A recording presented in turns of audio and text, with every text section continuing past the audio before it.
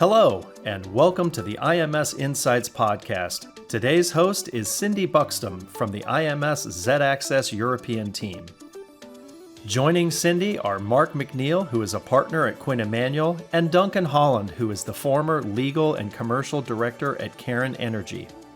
Today's discussion will include insights on visual strategies for complex matters, presenting evidence to tribunals in different countries, trends in presentation technology, and our panel will give advice for lawyers and in-house counsel new to international arbitration.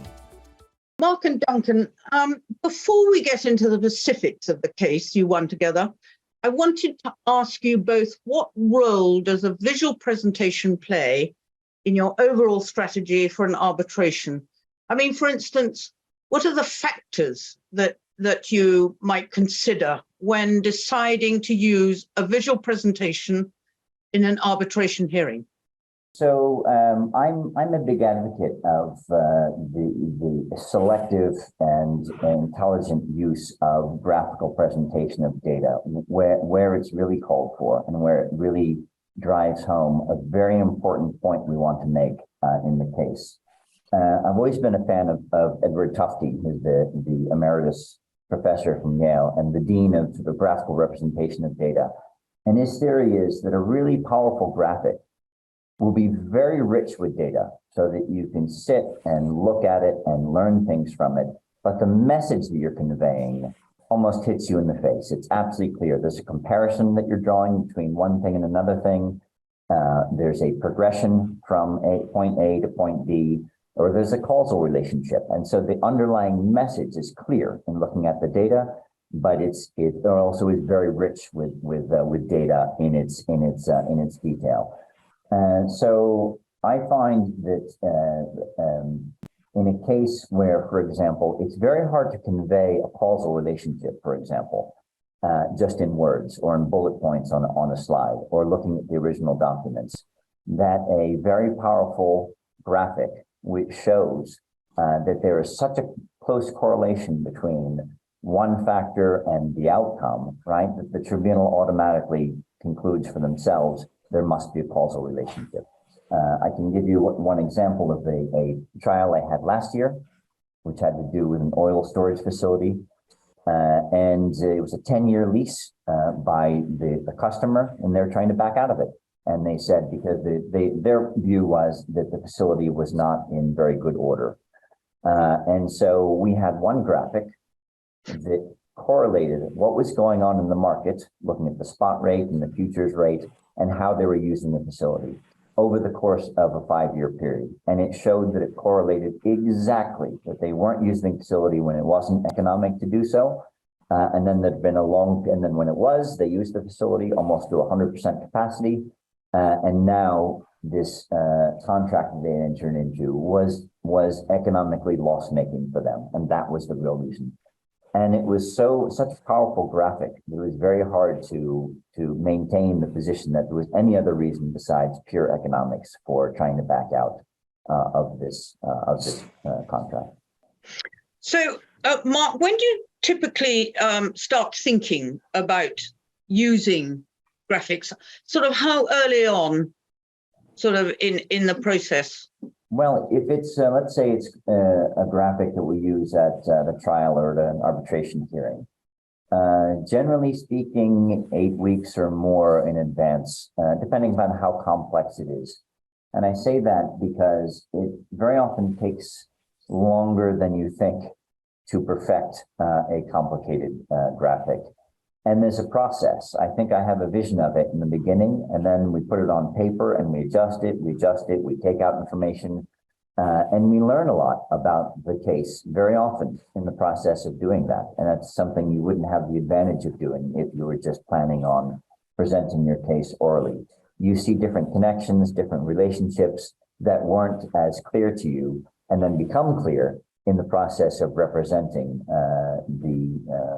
the factual situation in some graphical way. So ideally, it's very precious time preparing for hearings, but it can also focus your case and even potentially save time by focusing your case, by capturing exactly what you want to say in a powerful graphic.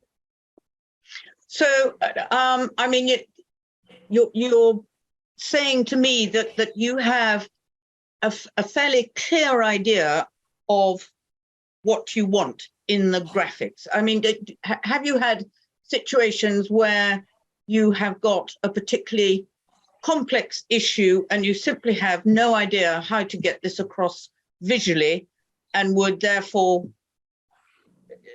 approach Z-Axis, who has been doing this for many, many years, 40 plus years, who can maybe come up with some initial ideas and see and sort of plant the seed, as it were? Yeah, I think it's always important in communicating with Z-Axis, for example, exactly what message we're trying to convey and what we're trying to accomplish. And then it's a very collaborative process in figuring out what is the most powerful way of doing that. I usually, because I like using graphical representations of data, I usually think I have in my mind a vision of what the graphic is going to look like. And then we see it on paper and it just doesn't do what we intended to do. And so then it's a collaborative process. What if we change the colors? What if we zoomed in, zoomed out? What if we excluded certain data, included other data? What if we made it a line chart instead of bars? And we play with it several times until it finally does exactly what we intend to do. So that anyone who knows very little about the case could come in and look at the graphic and draw a conclusion from it, see the comparison, see the causal relationship. And that's ultimately what we're aiming for. But very often it's an iterative process that takes sometimes several weeks. I'd be interested to know what really kind of made the two of you sort of think about the possibility of using visuals and how it would help your case. Duncan, do you want to start? Sure. Well, thank you, Cindy, for setting this up. So I'm the legal and commercial director at the company, Cairn Energy, and we were involved in an arbitration against the Indian government, which fundamentally revolved around retrospective taxation. We had a tax imposed on us many years after a transaction took place, and we had raised arbitration proceedings against the Indian government.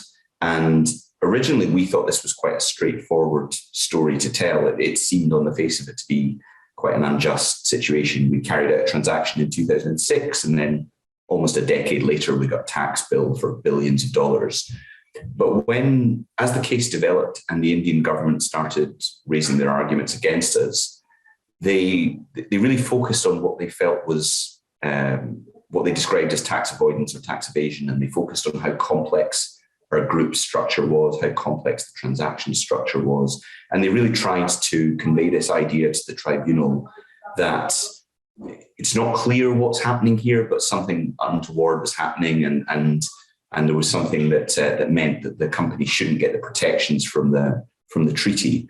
And so at that point, Mark came to me, and we needed to rethink how we were going to tell the story, because at the time it was just a very textual-based narrative, and we had some very complex structure charts which didn't really lend themselves to telling the story that we wanted to do. And then it was Mark that suggested maybe we could get Z-Axis involved to try and tell the story in maybe more of a visual way and really convey some of our messages to the tribunal that way.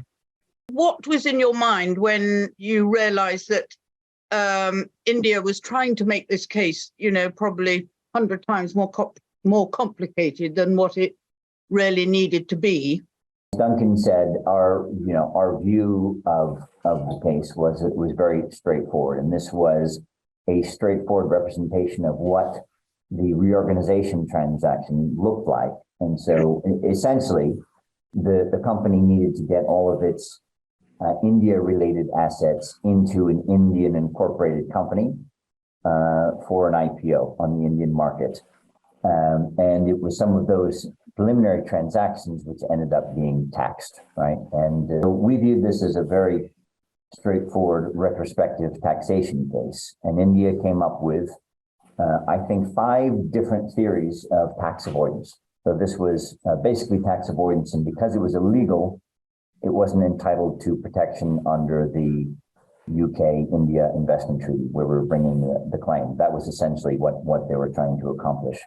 And as Duncan mentioned, the original org charts for the company were in fact very complex. So we had to find some way of breaking this down for the tribunal and showing the tribunal that there were just certain subgroups within this complex structure, and that the reorganization was something that was completely ordinary. There was nothing that was that resulted in any hidden profits being shifted from one company to another company, or all the elaborate theories that India had come up with. So the challenge was showing this very complex structure, but showing the simplicity of how the group was structured and how it was restructured. There's a timeline at the bottom, which was very helpful because this was a really clever way of walking the tribunal through how the group structure developed. Because as Mark said, the structure was very complex and we needed to separate it into the Indian business and the non-Indian business. And one of the things we wanted the tribunal to understand was that the actual way in which we held some of these assets didn't change over time. There was still the Indian assets at the bottom of the group, and there was the UK company at the top, and the fundamental structure stayed the same. So although there was a lot of movement around the edges and there was the subdivision into these two groups, the actual key components of the group structure remained as they had always been for the previous decade. And as you can see, the way it moves visually on the screen, it just made it a far easier story to tell and to allow us to leave the tribunal with 2 or 3 key messages. So rather than having to talk about a specific company name or a specific company number, it was just a very visual way of showing the tribunal just exactly what happened. And you can see, so the actual graphics themselves were just replicated by the tribunal, and even that paragraph in the middle is explaining exactly what happened, how we separated the group and consolidated some of the companies. And like I said, that was really critical in bringing the tribunal up to speed as to exactly what happened. And as Mark said, it really shot down some of these fairly exotic theories of tax avoidance or tax evasion, which to believe those, you had to really think that there was something else going on that was just an offshoot of the fact that the structure was so complex. There must have been something else going on, whereas this really explained that there was good reasons for why we were doing what we did. Duncan mentioned the timeline at the bottom, and the timeline moved forward, and you see the group restructuring being in, all for various reasons. I don't think the tribunal could have ever understood how the group was restructured and why without doing it this way. I mean, it looks like this is just a fill in the box exercise, perhaps, when you look at this. And this took a lot of time for us to organize it in a particular way and really show the tribunal exactly how the different groups and subgroups were reorganized and what the reason was for each step. What makes you decide whether a case requires any visuals? I probably use at least some visuals in just about all cases at trial. It depends, and some are quite simple. And sometimes it's just a list of the main players.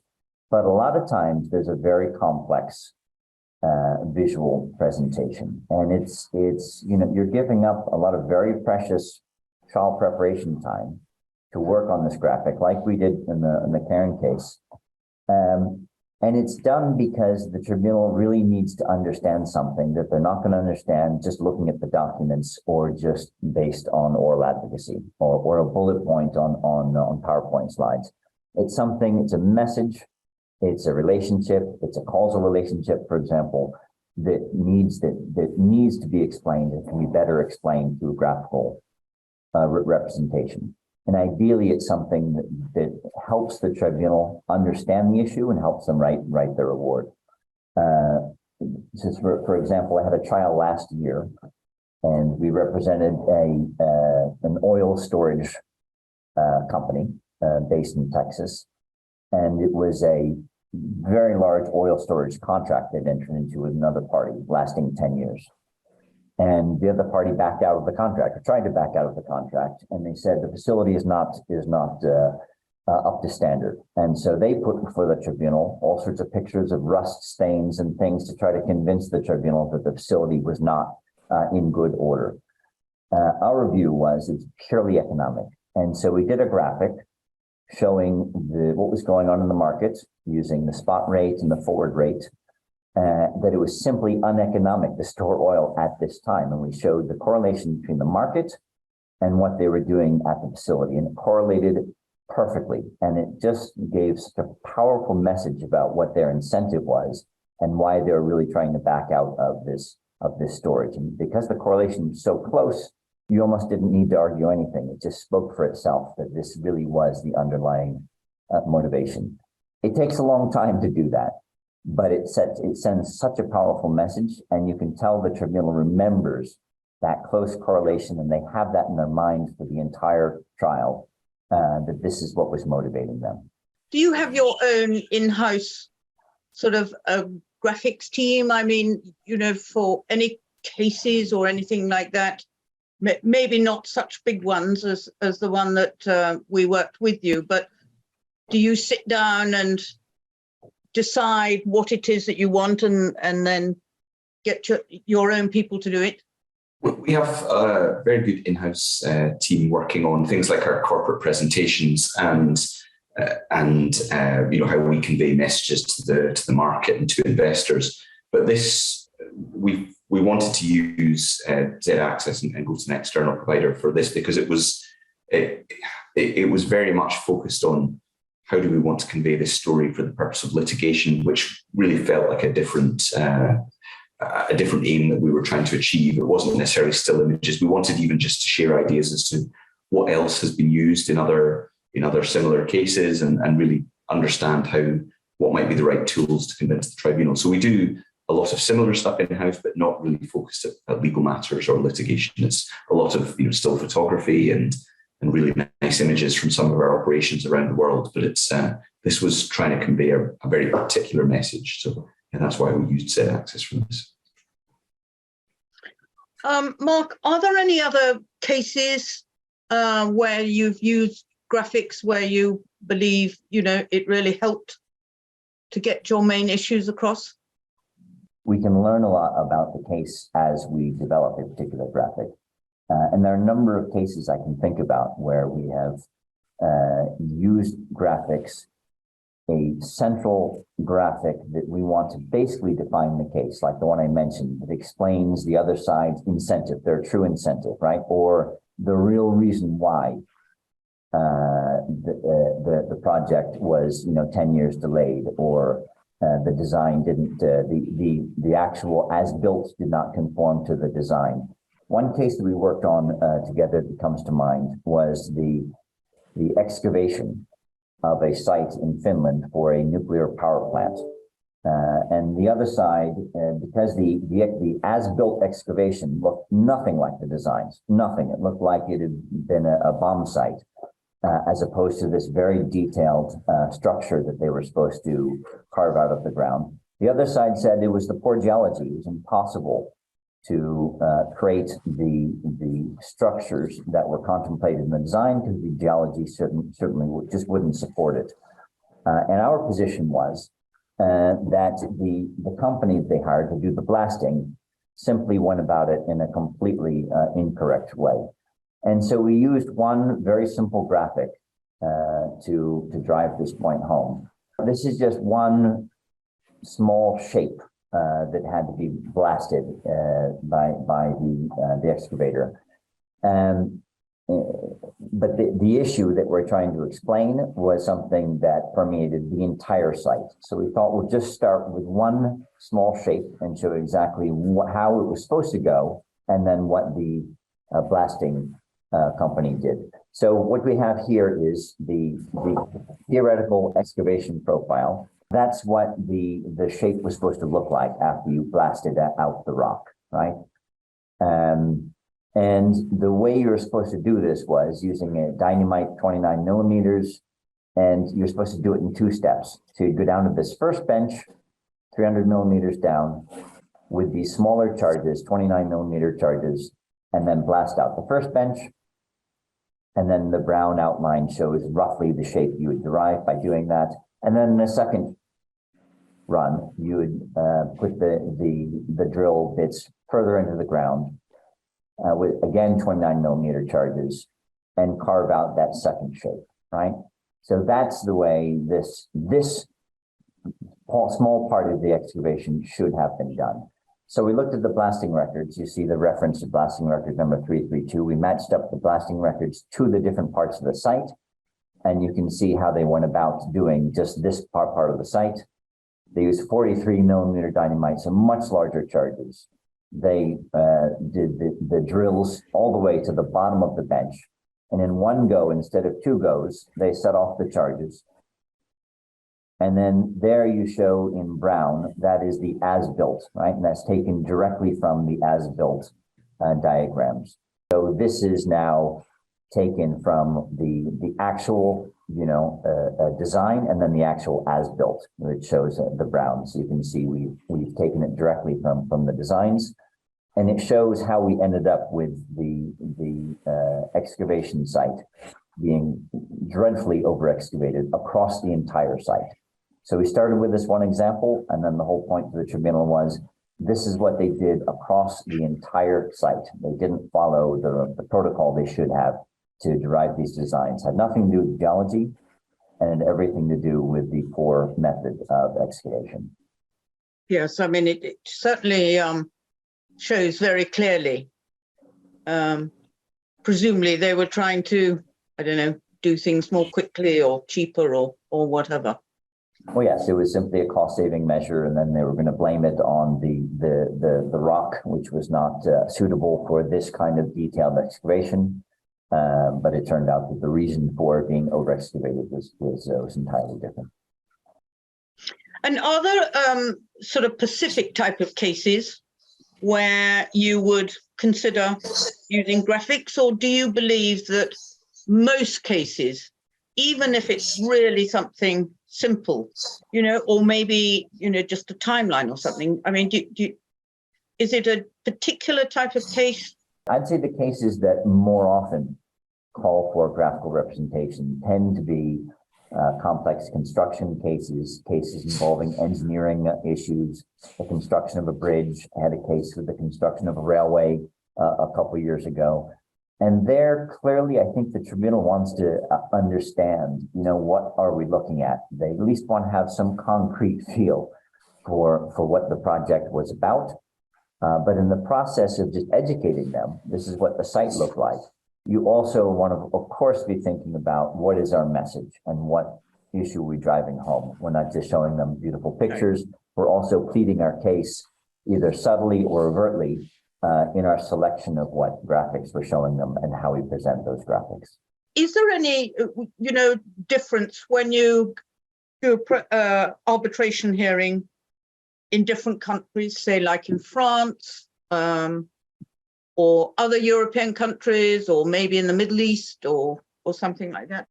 Well, I mean, international arbitration is inherently very multicultural, and wherever the hearing happens to be seated, we'll very often have 3 tribunal members from completely different legal cultures and parts of the world. I find, and I don't see so much of a cultural adaptation as it is knowing the particular arbitrators. And some arbitrators are known to be able to grasp very complex engineering concepts, for example. And someone like that in particular, if you're showing them, using the engineering diagrams, exactly how the piping was connected to the equipment and where the welds were done, and they can follow that, and they have a greater appetite for that. So it's more of a customization for your audience itself, and what kind of graphical presentation will be convincing to this particular audience. And do you have to also consider, Mark, whether you are presenting to a judge, or whether it's an international arbitration, or even, working with barristers? I mean, if any of those say, oh my goodness, I don't want any graphics, what do you do to try and persuade them that it's actually going to be really helpful?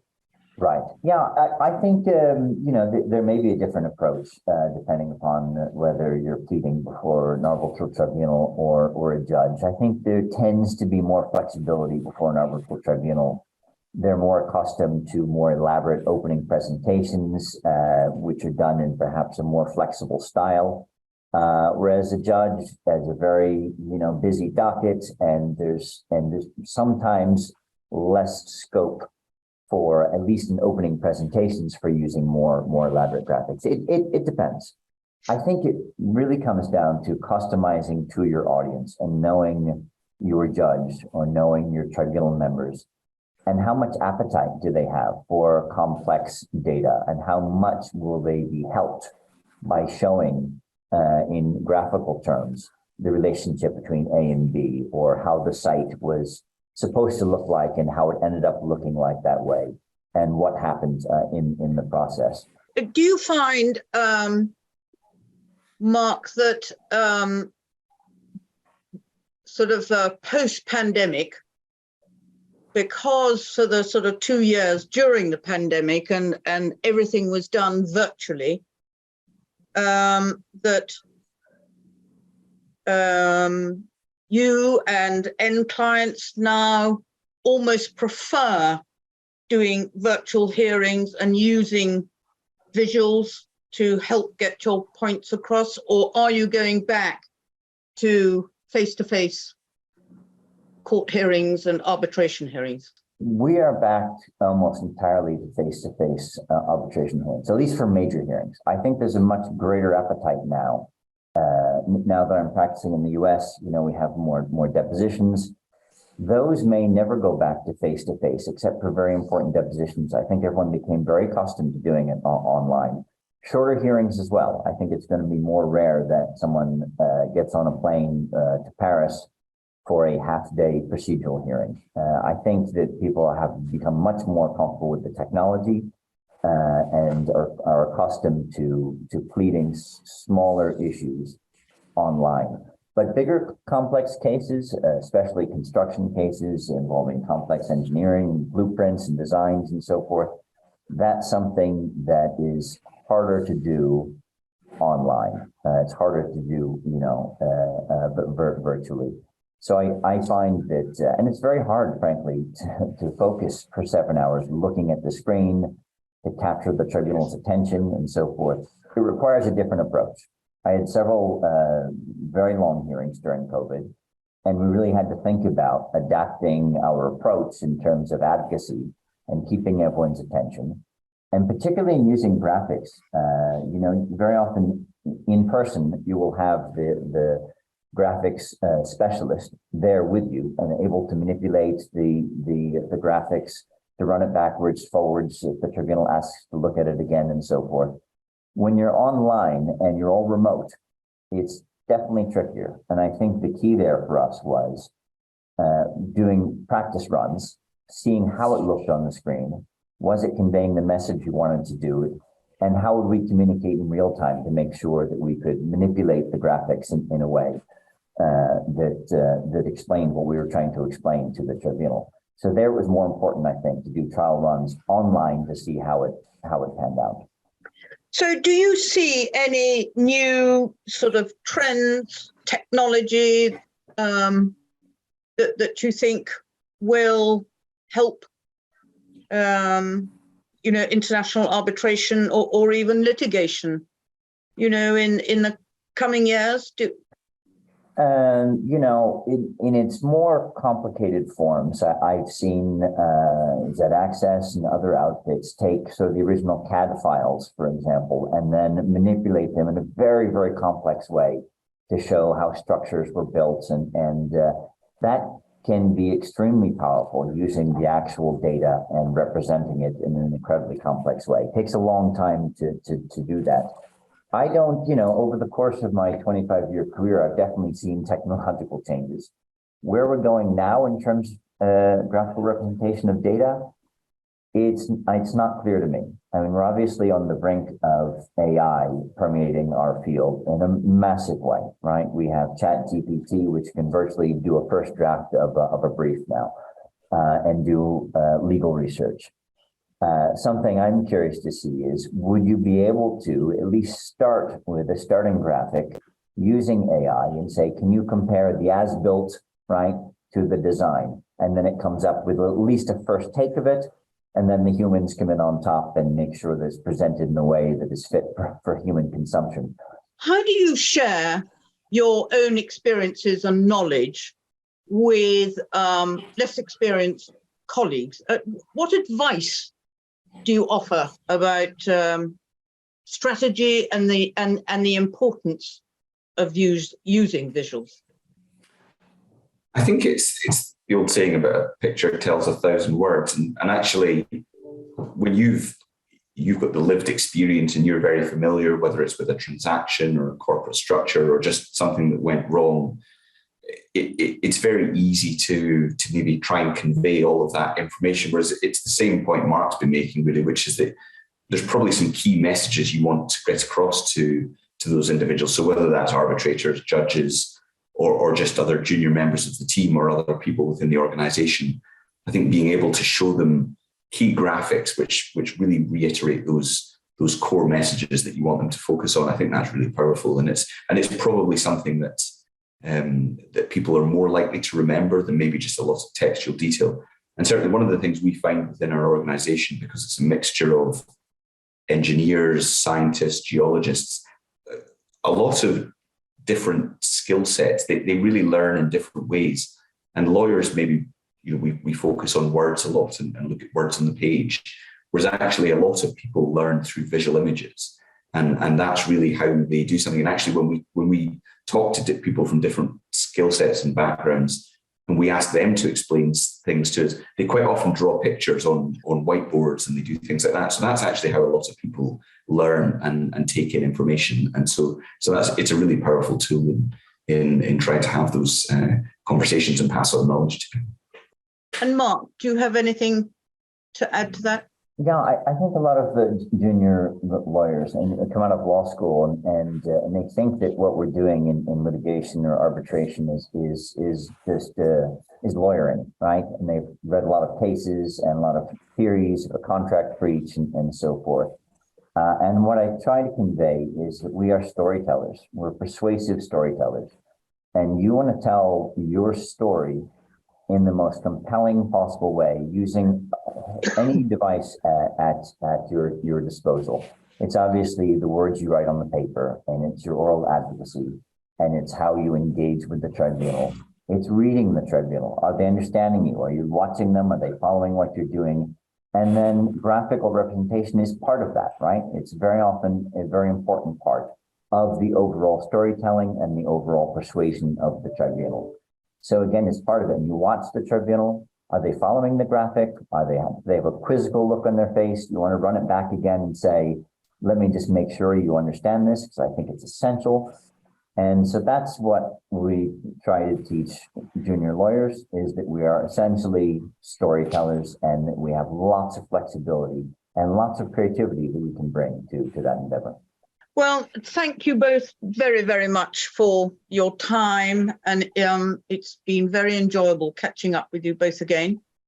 Thank you so much. And I hope all goes well. And thank you again very much. Thank you so much. Cindy. Pleasure. Thank you to Cindy, Mark, and Duncan for speaking with us today, and a special thanks to our listeners. Please join us next time and subscribe to the IMS Insights podcast. IMS has delivered strategic litigation consulting and expert witness services to leading global law firms and Fortune 500 companies for more than 30 years in more than 40,000 cases. IMS consultants become an extension of your legal team, from pre-suit investigation services to discovery and then on to arbitration and trial. Learn more at expertservices.com.